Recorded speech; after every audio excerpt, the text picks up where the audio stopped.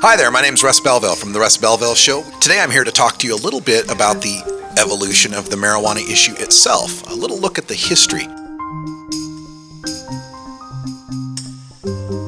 Oftentimes we're hit with the line that we shouldn't legalize a third drug. There shouldn't be a third legal drug. We shouldn't introduce marijuana into American culture. And I find this to be quite ironic, since American culture has featured marijuana in it in one way or another since its founding. We can start all the way back to the very founding of the first colonies here in North America. The Jamestown colony in 1611 was the first place where the English settlers began planting hemp. And so we can look back to industrial hemp in this country as over 400 years worth of history of industrial hemp. Throughout colonial times and leading up to the Industrial Revolution, hemp was a major cash crop for the colonies and a major reason why the British were utilizing the colonies for their farming of hemp that was so valuable for the sailing industry. The British Navy, being the largest navy in the world at the time, needed the ropes and the sailing and the rigging and everything that you would make from industrial hemp.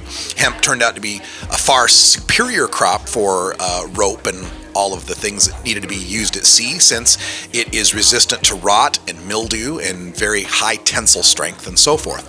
So it was a very important cash crop, so important that the American colonists in Virginia and other colonies could actually pay their taxes in hemp, and some of them were even required by law to grow hemp. So this is nothing new in America when we talk about the hemp crop.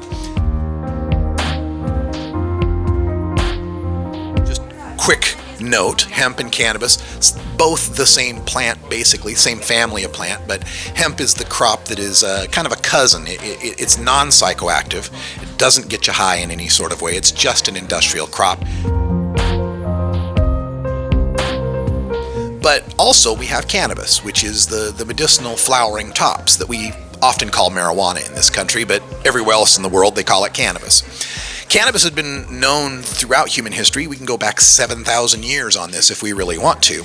But as far as American use goes, it was incidental here and there, used somewhat for pain and aches and so forth. There's some theory as to George Washington perhaps using it for the tooth problems that he had, the teeth problems that he legendarily had.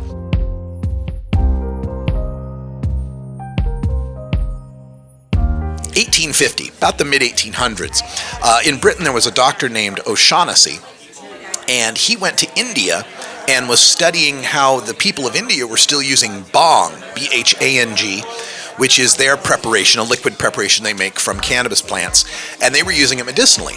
And he started to classify, and study what they were using in India, brought that knowledge back to England.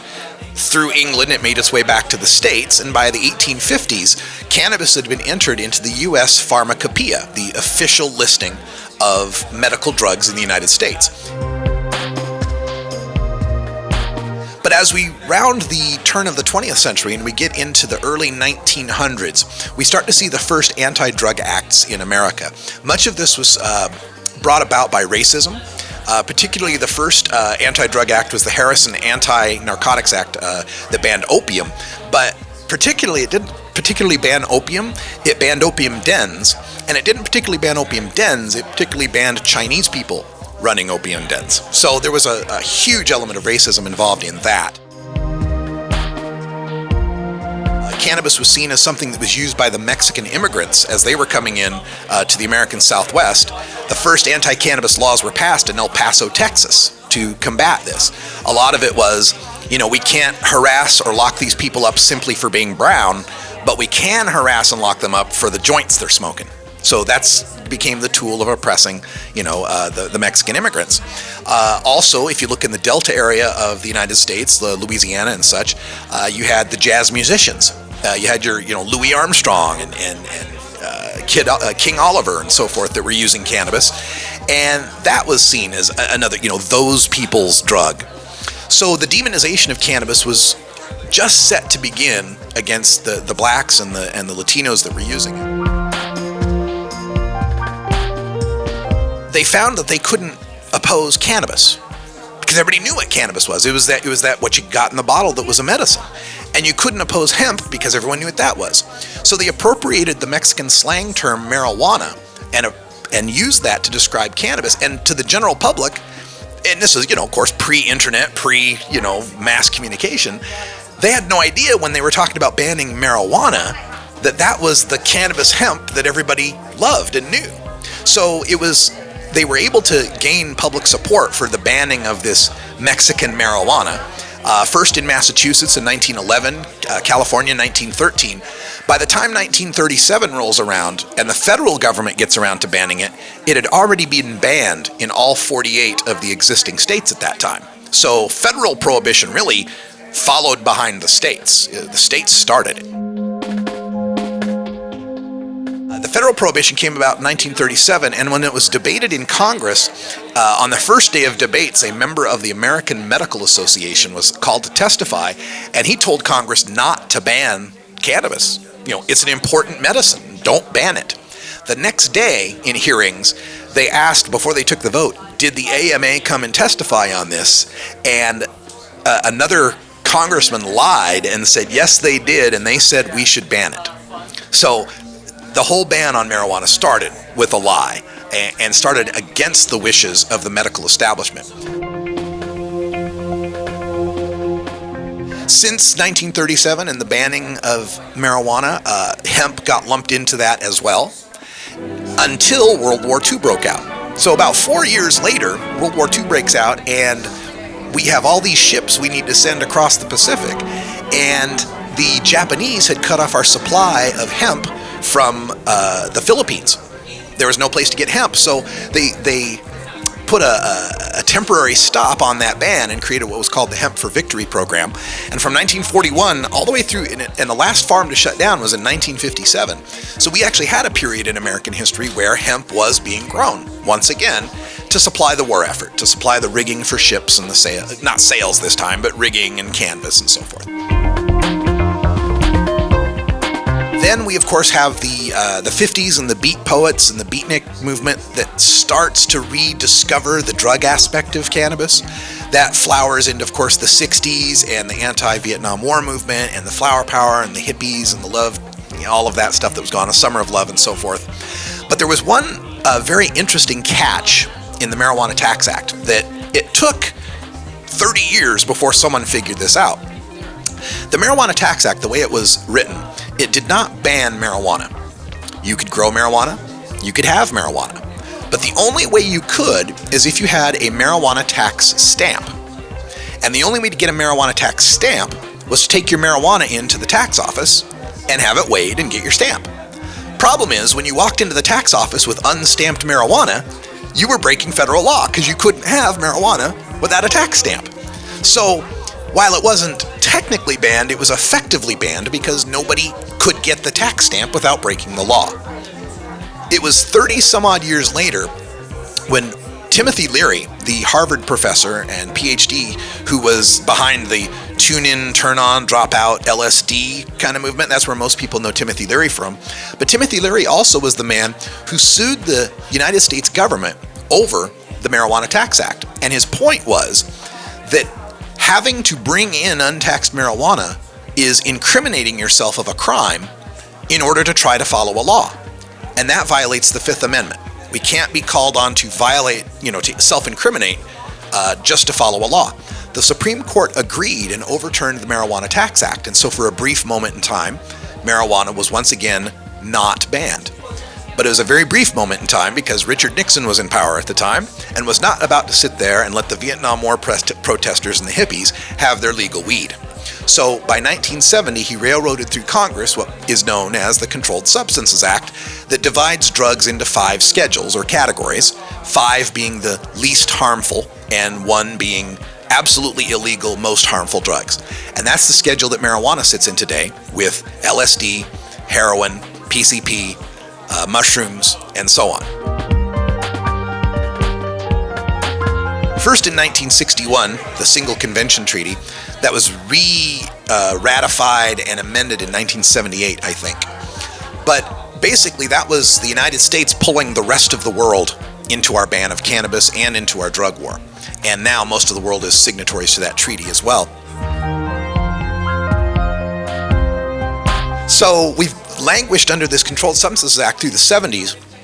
In the 1970s, the first step at trying to reform this was decriminalization.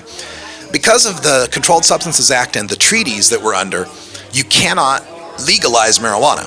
In fact, there's some question right now as to Washington and Colorado having legalized marijuana. Does that put the United States in violation of those UN treaties? Hasn't been resolved yet, but that's a possibility.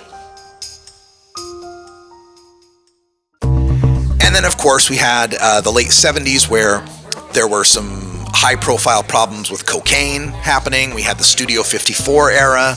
We started to get into the 1980s with the whole Miami Vice era and the big cocaine era, and some high-profile deaths and injuries, including Richard Pryor, John Belushi, Len Bias. And at the time, cocaine and marijuana were kind of tied together. They were like equal party drugs. You know, both of them were thought of as no big deal. In fact, if you go back to High Times magazine from 1978 through 1981, you can actually find covers and centerfolds of lines of cocaine right there with the buds of marijuana. They're seen as very equal, socially speaking. As the 80s come to an end and the 90s begin, we get the election of Bill Clinton, who famously said, "I experimented with marijuana a time or two and I didn't like it, and didn't inhale and never tried it again." And from that point, marijuana begins to get a resurgence in the public mind. A kind of maybe people are reacting saying, well, gosh, if a guy can become president after smoking weed, maybe it's not so bad. So AIDS activists from the Bay Area started lobbying to get marijuana included in what was called the Compassionate Investigative New Drug Program. This was a program that was started back in the 70s. Actually, I think it's older than that. And what it's for is, you know, if we discovered a new plant or a new chemical and we thought it might have medical benefit, we could have a test of it, let's say, you know, a trial. So this Compassionate Investigative New Drug Program was sued in 1978 by a man named Robert Randall, who was a glaucoma patient, who sued the government saying, look, I have to use marijuana because if I don't, I'll go blind. Kind of a medical necessity defense. And the government agreed, or the courts agreed, that he had this medical necessity to use marijuana. The government was afraid that other people would figure that out and, you know, start suing and everybody be using marijuana. So they created this Compassionate Investigative New Drug Program. And soon enough, more people began suing to get on that program, including our friend Irv Rosenfeld behind us in '82, I think it was, who got on for his rare skeletal disorder that he has. So to this date, we still have actually 2 living patients that are using medical cannabis supplied by the government under this program that's been in existence since 1978. As the AIDS patients started to sue the government to get on this Compassionate Investigative New Drug Program, President George H.W. Bush shut it down. It was one of the last things he did as he was leaving office in 1992. He shut down or closed that program to any new entrants. So you got to think how terribly cruel that was to turn to all the AIDS patients of the early 90s and say, no, this door is closed to you. And that's exactly what happened. But they rebounded and started fighting for it at the state level. And in California, they began to fight for what we now know as medical marijuana. This idea that a state would not punish. And again, this doesn't legalize anything. It's not legalizing marijuana. Marijuana is still illegal, but it's a state saying we won't prosecute people if they're using it medically. California passed that in 1996 with the Compassionate Use Act, and since then we've had 22 states that have followed in some level, some regard. No state has passed a medical marijuana law as inclusive as California's since then, but we have had 22 states that have passed some form of medical marijuana since then. So the medical marijuana movement continues through the 90s and into the 2000s, and now where we find ourselves in the 2010s, we've got, in 2010, California tried to pass Prohibition 19, a legalization ballot initiative that did not pass. But in the following election, 2012, we had Oregon, Washington, and Colorado try to pass legalization, with Washington and Colorado succeeding. So that's where we find ourselves in the history of marijuana, from the founding of this country all the way to the modern day. I'm Radical Russ Belville from The Russ Belville Show on 420radio.org. Thanks for joining us, and until next time, take care of each other, tokers.